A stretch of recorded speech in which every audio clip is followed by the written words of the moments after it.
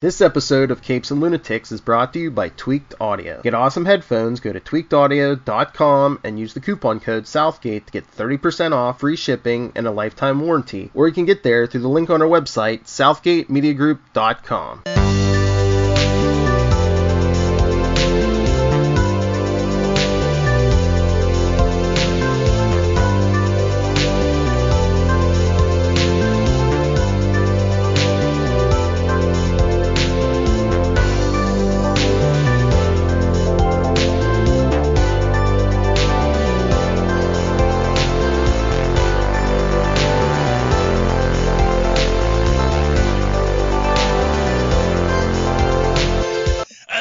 Me hearties, and welcome once again to Full Stream Ahead. I'm your captain, Charlie the Professor Esser, and with me, as always, is my skinny rich friend. It's Mozz. Welcome back, Mozz, and welcome back, dear listeners, to Full Stream Ahead, your one-stop shop for everything streaming on your television, cell phone, or other viewing device. Tonight's episode, I'm not okay with this. Season 1, Episode 4, Stand By Me. After fighting with her mom, Sid struggles to avoid a meltdown at school. Later, Stan appoints himself Sid's mentor. Jonathan Entwistle, of course, he's directing these. Tripper Clancy gets our teleplay by Jonathan Entwistle and... Jonathan Entwistle and Christy Hall, I should remember that by now, is doing our developing, and of course Charles S. Forsman, not Threesman, not Twosman, but Forsman, created the comic book upon which this is all based. And starting the fantastic Sophia Lillis as Sydney Novak. Okay, this episode, By the way, before I mention that, who plays Stan? What's his name? Oh, 1 second. I will tell you that right now. Stan, very capably played by Wyatt Olaf. Wyatt Olaf. That dude can act, man. That dude can act. This is a very well acted series. I mean, who I really liked in this episode is the actress playing Maggie Novak, Kathleen Rose Perkins, who really has a confrontation with Sid. The mom, you mean? Or yeah, the mom. Yeah. About how Sid's this freaking daddy's girl, and is still this freaking daddy's girl. And she's blind to how much her mother is doing for her, and ungrateful. And spoiled, and selfish. And for what it's worth, how much she refuses to see the problems her father had. Because but that's not even the point. She brings it up as a last resort, but it should, even if that wasn't the point, appreciate what your mom is doing for you. Yeah, very much that as well. I mean, it's the kind of thing that has a lot of levels, is a lot of weight to it. Like her mother stands there and grins and bears through a lot, and only when she really, really is pushed to her emotional wit's end, she brings up the father. And I think she feels bad after having done it too, because it's like that's her dichotomy. It's like she's been fighting to protect her daughter from what her father was. And, along those same lines, we have Liam Novak, who is the son. That was the boy's name that we couldn't remember. Played by Aiden Wojak Hisong, which is a nice long name. Wojak? Yes, Wojak Hisong.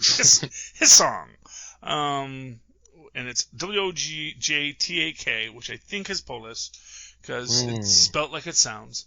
And Hisong, I don't know if that's Polish or not, but Aiden is his first name, and he plays Liam Novak, and a kid with a lot of insights, I think, and I think he's acting them well in this, especially when he is talking to Sid about how he finds that if he just doesn't say stuff to people, he doesn't make them mad, but that he thinks that, Sid and their mom could just sit in a room quietly and they'd still fight about it. They could fight without using their words. So, yeah, and that is the stress here. And, I've never been a teenage girl. I've never been the mother of a teenage girl. I don't know if this is the norm for teenage girls and their mother, but... I may certainly have seen enough sitcoms and movies to convince me of that. Mm-hmm. And I guess those are the tropes that they have to follow. Yeah, but I think it might. I think there is some reality to it from females I've spoke to on the subject. But again, not being a female, I can't say myself. But it is a very conflicted relationship they have, and it highlights. Yeah, so it's. And it's true, so it's like I can't even blame her for it, and that's part of the whole point of the show is she doesn't know how to control her emotions just yet, and she feels them stronger than most, maybe. Yeah, and we tie this, we make reference in this show because of course the comparison is obvious to Carrie, who also had a very strained relationship with her mother, though. Obviously, Carrie had the far worse mother, but it does raise this idea that, it's that there is this pain in these people's lives, and they don't always have an easy way to deal with it. And, I think in both cases, there is this idea of there not being the partner in the life, and then that puts all the weight of the partnership onto somebody else, in the sense that, and that goes for both the child and the parent. So the parent becomes very reliant on the eldest child to serve the thing that you would expect the mate to do, but also then the child becomes angered that they don't have that their parent doesn't get to that the parent they have doesn't get to shift gears the way that two parents can shift gears, where you can be the good parent, you can be the bad parent. One parent just has to do it all, and then always has to be the parent that is asking the child to do things because it's a stressed household and a stretched household. So that definitely speaks to that dynamic, I think. At the same time, we do get a confrontation between Stan and Sid after Sid basically threatens to kill Stan. She said, "Please." Yes. But and we also start to see her powers kind of really getting more and more out of control, and really more and more stronger, just more and more powerful, more and more outside of her control. Hard to control, yeah. Yeah, her emotions are very much causing these problems. And we see this in the chem lab where all of a sudden, she's stressed out, and all of the test tubes just start bubbling and boiling, and you can see this is going to end poorly if she doesn't get out of there. Which likewise again leads us to the training montage. And I definitely I think the training montage is probably, first of all, it's just a lot of fun from the start, especially where Stan is like, because of course it's the lead up into this is Stan telling her, look, I've been researching this stuff. I think I've got a handle on your powers. I think I can help you understand them better. And then they get together, and he's got his stack of comic books there. Research. Yes, research. Like, don't you think that it's possible? Yeah, this could have been all just made. Don't you think that these are stories based on cutting-edge scientific and parapsychological research? And she's like, no, I don't think that. But he makes an interesting point, and perhaps he doesn't make the point very well, but I think the point that is valid there is nobody has thought about this situation more than these folks. They might not have done research, but the scientists haven't thought about this at all. So I'd rather have a non-scientist who has considered the idea thoughtfully over, not having anything. So I think there's merit to it, and I think that's not a bad argument. Yeah, it's not a bad argument, although, interestingly enough, he still is kind of flailing there because, of course, the first thing he goes to is radioactive spider bite. Well, I don't know. I kind of took that as his attempt to lighten the mood, maybe make her laugh so she calms down a little bit and doesn't take it so serious. And I also like where he it's that opening thing. So, okay, usually these stories start with a wise mentor coming to explaining to them, who they are and what this is all about. Has anyone done that for you recently?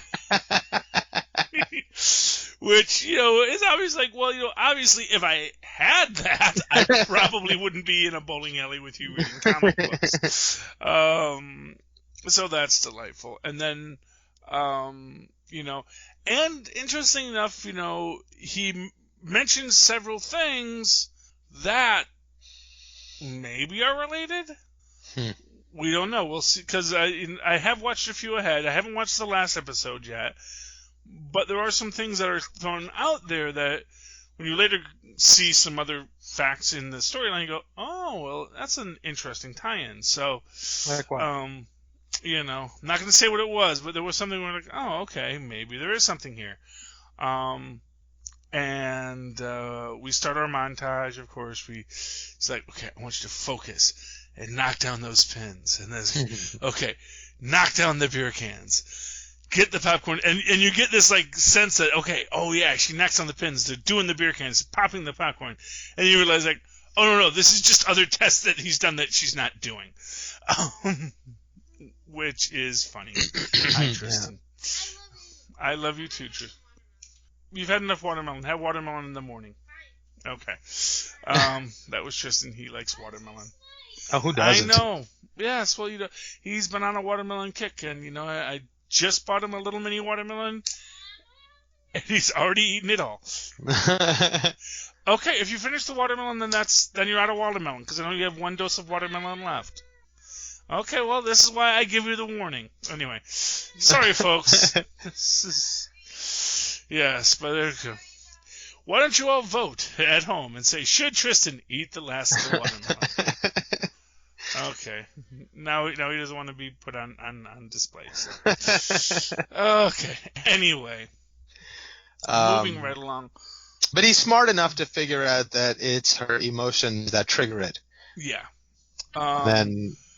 Because she's there for help, but she doesn't want to actually contribute to the cause to help figure things out, Well, no, I don't even think it's he has to pull it. I mean, she knew she could, be more forthcoming or help the process a little bit, but she's just like, waiting for him to pull it out. Well, no, I mean, I'm going to disagree with that on that. Okay. I think what it is she doesn't know what does it, I mean, yeah, she knows I get mad, I get angry, and and stuff explodes. I guess she just, for herself, hasn't put that together yet, I guess. Yeah, but it's not like she wants stuff to explode, it's... Right. And, because immediately when he starts, insulting her, he's like, okay, she says, I see what you're doing, She knows what he's doing. She understands what's going on. And at first she's like pushing it off because she knows it's fake. But at the same time, he keeps on pushing and he's looking for the buttons and he knows the buttons to push. Yeah. And he pushes the buttons. And this gets us to this point where, she has this moment and it's actually surprisingly controlled in its own way, although not in the sense that she's controlling it, but in the sense that rather than just stuff kind of getting knocked over, it's like the two bowling balls rise up and then fly. And, of course, Stan's like, yes, you did it. But it's, Sid is not happy with that. First off, because, yes, she very easily could have killed him with this. But more to the point, you can't unsay the things. You got the trigger you wanted. I love you, Tristan. You got the trigger you wanted, but at the same time, it's okay, buddy. But at the same time, you had to hurt this person to do it, and it's not okay. It's not okay the way you got there, because they probably could have really talked about, okay, if it seems like it's an emotional response, how can we get these emotional responses to trigger? But no, he goes right to, let's trick her into using her powers by getting her really... And again, yes, because they're 18-year-olds or 16-year-olds or 17-year-olds, They're not people who have the best control of their emotions or their long-term planning ability. So, yes, he does kind of push it over where it needs to be, and that's... I mean, but also where it needs to be. Like, a trainer pushes you past your comfort zone to get you, and that's what he's doing. He's a trainer in that moment. Mm-hmm. Yes, he is. And it has its definite positives, but I think, as I say, you can't unring the bell. One thing I did want to go back to before we get to the last part of this thing is Sid kind of admitting to Stan that she had kissed someone. Yeah, it was a beautiful little conversation. Yeah. And what I liked about it is that she didn't say, well, because it's also one of the things where she still doesn't say, oh, I'm not into guys. Right. But they do manage to make amends at the end of it. Yeah, they come to terms with it, It's like, it is what it is. Yeah. It is what it is, and and for what it's worth, maybe this isn't the first time Stan has, been put aside, in a relationship. Although I thought it was kind of breaks your heart a little bit because you see how much he went into picking the right outfit and, getting himself clean, getting himself looking as best as he could, Yeah. But I mean, it's part of the game. Half the fun is in the preparation, in the anticipation, and if you're of healthy mind enough to enjoy that, and come what may of the consequences, be able to appreciate the good time for what it is. Mm-hmm. So I think he's perfectly fine, Yeah, well, I mean, by the end of it, but I guess it's just sort of, and then we also see in that, basically his father is not the nicest guy in town. Mm-hmm. And in fact, and it's weird because, basically just punches the kid when he comes home with the car damaged. And I'm sure that's what it was about, is he, wrecked the car, and, his dad was notably upset about that and takes it out on him and punches him in the eye, which is, for what it's worth, a really awful way to communicate with your child. But it's apparently what they were comfortable with. And it's obviously something that, Stan's used to, because he makes the point that when his dad's away, things are better. His dad's a long-haul trucker, so he goes out, and Stan doesn't have to deal with his, father smacking him around and, questioning his sexuality, which is its own question, because honestly, there was a time in the first couple episodes where I was thinking, oh man, is she going to be like get into Stan, and then Stan's going to be like the one who says, oh, actually, that's not who I am, but and again, we don't know who anyone is because right, neither do they. Exactly. That's what makes it an interesting tale. Yeah. So Sid basically gets really frustrated by what Stan did, and Stan is like, trying to apologize, and but she storms off, and Stan knocks over the beer cans, and he's like, oh wait, I'm the one that has to clean all that up. Which also shows that maybe the bowling balls hitting the wall were not the best things either. Right, but he didn't think about the damage then. Yeah, well, and of course, because he's not thinking about, he's like all these young people, he's not thinking it through to the next thing. Well, what is the downside to this? What is the bad part of what I've decided to do? And if Corona gets me, Corona gets me. Right, yeah. That silly kid. Yeah, I know. Oh, spring break. Why? Yes. Yeah. You know, Florida, man. I love you too, Tristan. Go to sleep, buddy. Okay, we'll watch YouTube after the podcasts. Okay. Anyway. He's a joy. Anyway, Sid starts walking down the street, and this is a powerful scene because we haven't the first two episodes we talked about her. We get that flashback to her covered in blood or something covered in red. We know she's covered in red, but we see this. Yes, could be paint. We see her flashing to that moment and back to this moment, which is interesting because I don't know what that's trying to tell us. But didn't she do that in the beginning too? When she's walking through the woods and she comes into the light, all of a sudden they flash back to her covered in the red, and then back to not right before she goes to the clock tower. Well, yeah, but isn't that this episode that she does that, the watchtower? Yeah, well, I thought you were saying she does it at the end again. I was like, I didn't notice at the end. I remember it at the beginning. Was it at the end? Oh, was it in the middle? No, it was right at the beginning when she's walking out of the woods after doing her little mini explosion. Yeah, okay, so I'm always trying to figure out where all these things happen. Yeah. The end is where we get the shadow thing. Yes, and I want to get to that, but first I want to talk about this thing, which apparently happened much earlier.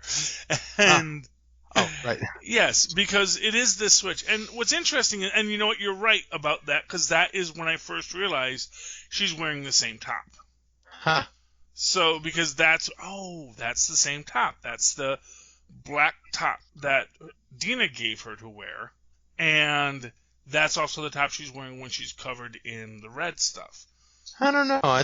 Because I thought the top she had on there was white. Well, I thought it was too until I saw these cuts. And in these ones, it's definitely black. Because that was something that jumped out at me. Because I had thought it was white the first couple times I saw it too. But now I'm wondering if maybe... And of course, it's just a top. Maybe the skirt is white and she had a black top. Interesting.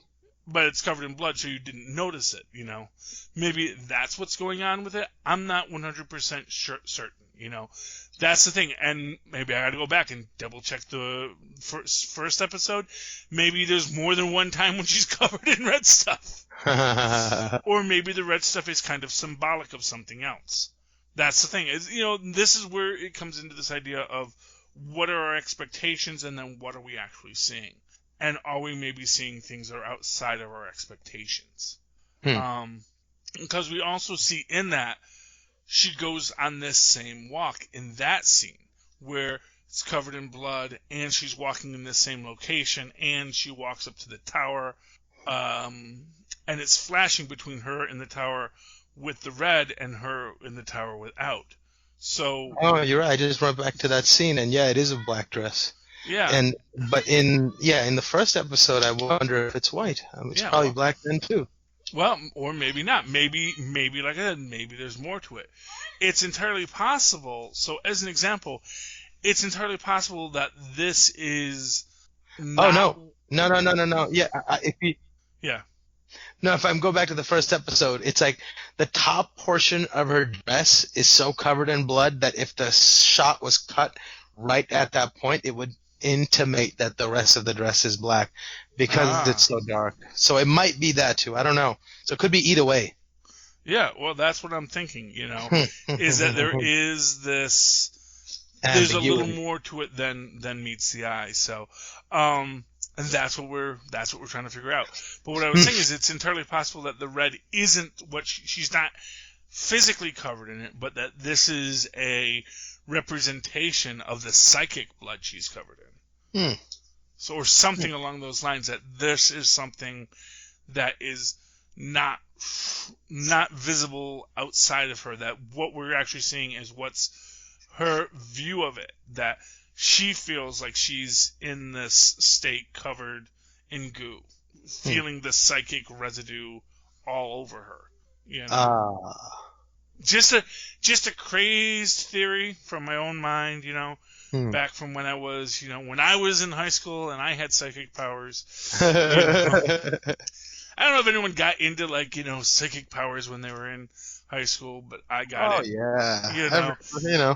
Energy manipulation, all that kind of stuff. Yeah, can I put the candle out just by thinking at it? Yeah, so the idea of that. psychic residue on your skin. I can imagine it, and I can identify with it, so I can feel that. But we do see that she is walking home at the end of this episode, and we see this dark figure following her, and then literally the dark figure pixelates away, as if Thanos snapped his fingers. And the person just floats away. And that is something, obviously. And again, it's going to be something that we're going to have to ask, is that really happening?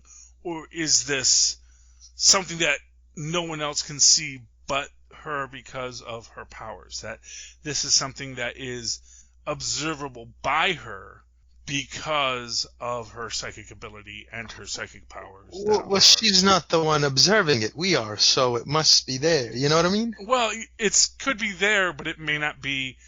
Again, it may not be something that someone could physically see in their practical reality. Exactly. Right. It's like, are we seeing in her? Yeah, are we seeing beyond the veil, or are we seeing what's here? Right. Is she imagining? Oh, there's somebody behind me, and this is a visualization of what she might be imagining. Exactly. Kind of, which then creates that. I think it's her father, though. I think it's the ghost of her father. You know what? You just threw a thought in my mind. Have you ever seen Forbidden Planet? No. Okay. So in Forbidden Planet, there's this idea of this, basically it's the lone survivor of the lost, ship crashed on this planet, and he starts talking about, there's, that this was a super advanced alien race here, that with their technology I've been able to create this paradise for myself and my daughter, but there is a great beast that killed everyone else around us. And what it comes to terms at the end is that he was using this machine that's like sort of a mental stimulator that the aliens use to sort of create, wonderful things. But what it did was it took his id and made it into sort of this invisible beast. Oh, boy. So he wound up sort of creating this monster out of his darkest emotions that came and took out vengeance on people. So now I'm wondering, because, the first thought is, is that her father?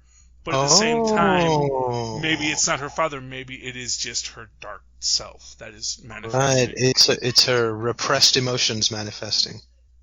Yes, exactly. That's the theory. That's the question. That's just a theory. A streaming theory. Uncut. Yes. Okay. So, no, it's okay, Tristan. And anyway, Mozz, do you have any final thoughts on tonight's episode? No, I'm just excited to find out who this ghost creature is. Yeah, well, I'm very hoping we're going to see it in the very, very near future. Pardon me. In the meantime, if you'd like to reach out to Mozz, how can you do that? Oh, you can email me at mozzmanzor@gmail.com or find me on Facebook under Mozz Manzor. That's MOZZMANZOOR. And, of course, before we go, just remember, support our sponsors here on Southgate Media and Capes and Lunatics. That includes Tweaked Audio, Hunt a Killer, Pod Life the Book. Pod Life the Book, a great book put out by us for you that tells the stories of many podcasters and those who love podcasting and why they love it and how it has saved their lives in some cases. And in other cases, just made their lives a little more fun. So scroll down. There's a link to Amazon at the bottom of the page. When you click on that link, anything you purchase for yourself, for your friends, for your family, we get a couple shekels, goes nothing onto your bill. It's just stealing from the man and given to the poor podcasters. So you might want to try that. Pick up Pod Life the book. It's a great thing to read while you are sitting at home with nothing better to do. But you can also download any other book from Amazon while you're there, including the collected works about Conan the Barbarian by H.E. Howard, which I just picked up. Very exciting books, very exciting stories. It's Conan in his original 1930s creations, and highly recommend that. Recommended to me by Jam DeMattis, who we interviewed over on Capes and Lunatics. Scrolling up to get that bit of goodness. And yeah, that's everything. And if you would like to write to me in that old-fashioned email way, once you've done all these things, do so at superconnectivityblog@gmail.com. That's superconnectivityblog, all one word, at gmail.com. Of course, follow me on the Twitters as I live tweet Agents of S.H.I.E.L.D., which is coming back. I know it. Someday. We're going to get Peggy Carter back. It's time travel this season. It's going to be great. At Charlie Esser, that's CharlieEsser. Look for the 2 E's in the middle. For quality. Bing! Thank you, Mozz. All right, me hearties, ye have survived another night on the wine dark seas with me and me first mate, Mozz. Come on back again next week when we disembark once again and sail full stream ahead. Arr. Yarg.